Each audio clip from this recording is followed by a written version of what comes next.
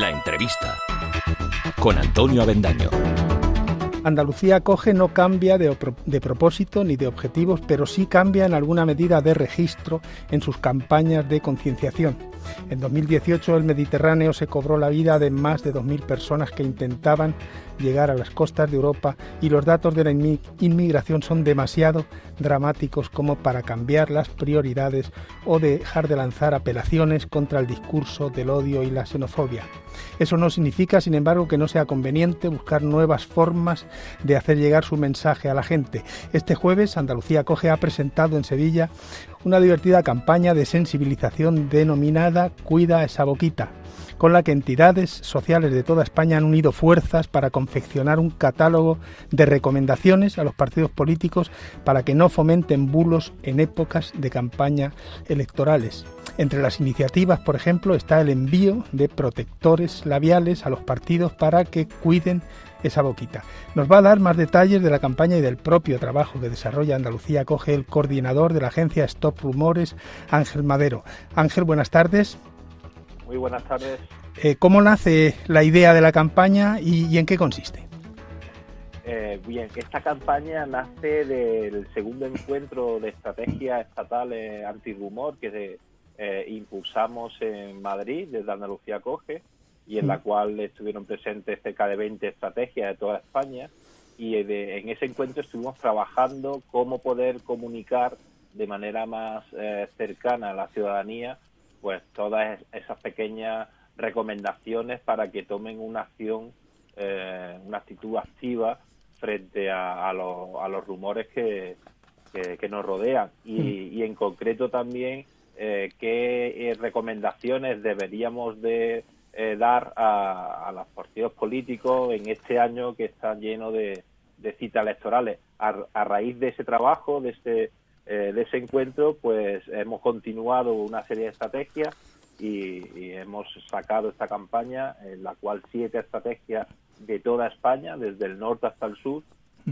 pues vamos a impulsarla para no solo en este primer encuentro electoral de final de este mes, sino también en la europea, en las municipales, para mover a la sociedad y sobre todo para advertir a los partidos políticos de que con los rumores no se juega.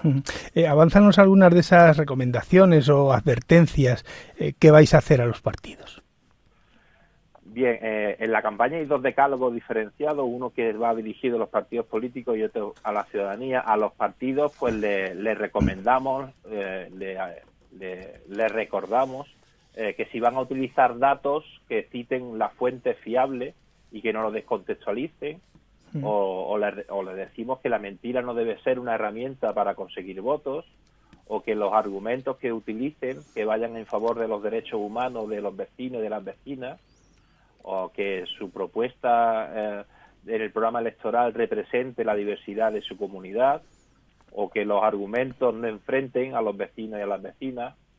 En general, todas esas recomendaciones obvias, que muchas veces se olvida en la vorágine de la campaña electoral y que nos proponemos recordárselo cada vez que se le olvide a nuestros representantes políticos. ¿Llevaréis, por cierto, Ángel, pues un cierto control o seguimiento de quienes, por utilizar vuestro lenguaje, no cuiden esa boquita? Sí, la idea es que tanto las estrategias que impulsamos la campaña como otras entidades que la apoyan también y en general todas aquellas personas a título individual que quieran sumarse a la campaña, pues que hagamos un estar atentos, un estar alerta para que cuando esos discursos vayan apoyándose en los rumores o incentivando esos rumores, pues que podamos entrar en esos discursos a recordarle que casi no se hacen las cosas. Para eso la campaña tiene muchas de estas recomendaciones en formato GIF o en formato imagen que son fácilmente descargables y compartibles para que cualquiera pueda cogerlo y cuando vean una red social, pues ese titular llamativo de turno que pueda introducir ese elemento para hacerle saber al político que eso no se hace y sobre todo para que el resto de la sociedad visibilice que eso no está bien. Perfecto. Una curiosidad, esos protectores labiales que vais a mandar a quien en fin difunda bulos, ¿van a ser personalizados o irán al partido en general? Bueno, eso es una pequeña broma que queremos hacer, porque esto no se trata de dar sermones, sino de intentar hacer a la gente recapacitar, y si es con humor, mejor todavía. Esos pequeños protectores tienen un par de hashtags, que son dos de los hashtags que utilizamos en la campaña. Por un lado, el cuida esa boquita, y por otro lado, el agente antirrumor, ¿no? Y esos hashtags, esos antirrumores, esos protectores labiales son de diferentes colores, pero no tienen identificación con un partido político en concreto, porque lamentablemente casi ningún partido se escapa de utilizar en alguna ocasión esos rumores. Hacer humor con la inmigración, como vais a hacer en esta campaña, que por eso es novedosa, no sé si puede estar mal visto por personas, digamos, demasiado políticamente correctas.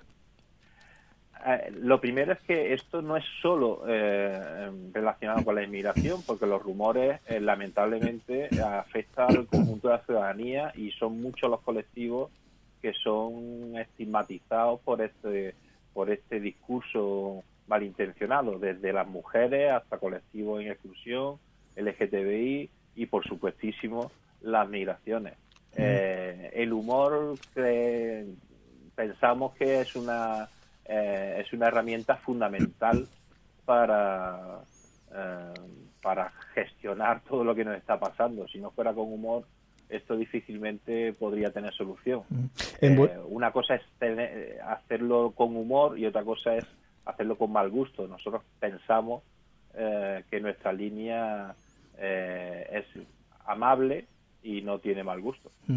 Vosotros así habéis advertido desde Andalucía Coge que desde la irrupción de Vox en el panorama político, con la entrada en el Parlamento andaluz, con esa irrupción habéis advertido que se haya enrarecido un poco el clima o el discurso público sobre la inmigración, o no necesariamente. Bueno, la entrada de Vox no es una consecuencia, es más un síntoma de algo que se lleva ya gestando desde hace bastante tiempo, no solo en España, sino en el resto de Europa. Estamos en tiempos convulsos, en tiempos de mucha ansiedad, donde es fácilmente manipulable las personas que buscan respuestas sencillas a realidades complejas. Entonces, si alguien te viene con la solución, aunque esté basada en una falsedad, y a ti te reconforta porque no has hecho un proceso mínimamente reflexivo de lo que te están diciendo, pues bueno, tenemos los resultados que tenemos, y vuelvo a decir, no solo aquí, sino en el resto de Europa e incluso del mundo, ¿no? Estamos viendo como en otros países también este tipo de discursos están en auge, y también afortunadamente hay una reacción por parte de la inmensa mayoría de la sociedad, porque al fin y al cabo la mayoría de la gente lo que queremos es vivir en paz y convivir tranquilos y tranquilas, y también hay muchísima gente que se está activando para que este discurso pierda fuerza. Desde vuestro punto de vista, ya que estamos hablando de Marruecos, ¿cuál es el mejor modo, si hay algún modo bueno, de gestionar las fronteras de Ceuta y Melilla, teniendo en cuenta que levantar concertinas es inhumano, pero supongo que abrir las fronteras pues podría disparar también los sentimientos xenófobos? Como comentaba anteriormente, no existen soluciones sencillas a situaciones tan complejas. Esto no se trata de abrir o cerrar fronteras, esto se trata de establecer una gestión, en primer lugar humanitaria, y en segundo lugar lógica y sostenible, de una realidad que es la de los flujos migratorios. Las migraciones van unidas a la historia de la humanidad, no es que hayan aparecido ahora. En los últimos tiempos el problema es que hemos abierto y hemos gestionado de manera muy eficiente los flujos de las materias primas, pero nos empeñamos en entorpecer y en no generar vías seguras de movimiento para las personas. Eso no es lógico. Si queremos realmente un mundo globalizado y queremos un mundo justo, pues tendremos que gestionar correctamente aquellas personas que, bien porque se vean obligadas a abandonar su lugar de origen, estamos a las puertas de momentos en los que el cambio climático va a suponer un gran movimiento humano y hay que gestionarlo, porque no podemos permitir que haya gente que se muera de sed o que se muera de hambre en su país, porque el cambio climático no lo han ocasionado ellos, lo hemos ocasionado entre todos. Y señalar también que es muy importante que la inmensa mayoría de los flujos migratorios se realizan en los espacios cercanos en este caso a África o a Asia o incluso en Sudamérica. Nosotros no somos el lugar donde más migración llega del mundo, por más que nos lo intenten vender en algunos medios de comunicación y algunos discursos políticos. ¿Qué nota le ponéis, Ángel, a la gestión del Gobierno de España y de la Junta de Andalucía a la gestión de los movimientos migratorios? Bueno, se van a septiembre. Suspenso directamente, ¿no? Se van a septiembre porque se tiene que mejorar sustancialmente, pero ya no solo la Junta de Andalucía en sus políticas de integración o la Administración Central en la gestión de las fronteras y de los flujos, sino la Unión Europea, que es clave para que realmente esa gestión lógica de los flujos migratorios se pueda dar. Esto ahora, por ejemplo, con estas elecciones europeas que tenemos próximamente, muchas veces las personas nos pensamos que eso del Parlamento Europeo nos pilla muy lejos, pero nos pilla en la puerta de nuestra casa. Las políticas europeas son las que marcan gran parte de la agenda de los gobiernos nacionales.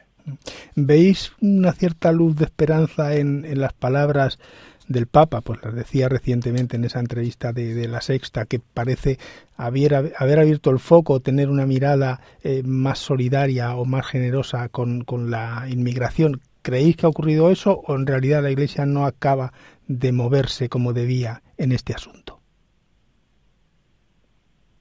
Siempre hay que celebrar los posicionamientos a favor de los derechos humanos, de la humanidad y de la justicia, ¿no? Se sea cristiano o se sea católico, no se sea, las palabras que dijo el otro día, las declaraciones que hizo el Papa, pues deberían de ser siempre bienvenidas, aún más si se considera católico o se considera cristiana la persona que lo escucha, y debería de hacer reflexionar si esas posturas que se mantienen en el día a día, en las redes sociales, en su entorno, ya sin hablar de gobierno, de hablar de personas del día a día, si realmente estamos haciendo las cosas como se supone que lo marca nuestro espíritu cristiano o el espíritu cristiano de quien lo tenga. De todas formas, las declaraciones están bien, pero lo ideal son las acciones, con lo cual hay mucha parte de la Iglesia, al igual que otras religiones, que hacen cosas que están muy bien y que apoyan muchísimo al colectivo en exclusión y a la ciudadanía, y hay otra tanta pues que debería de pensarlo y de revisarlo un poquito más. Dejamos esos interrogantes en el aire gracias a Ángel Madero, coordinador de la agencia Stop Rumores, que ha puesto en marcha la campaña de Andalucía Coge, cuida esa boquita. Buenas tardes y muchas gracias por atender la llamada de la Radio Pública de Andalucía. Gracias a vosotros.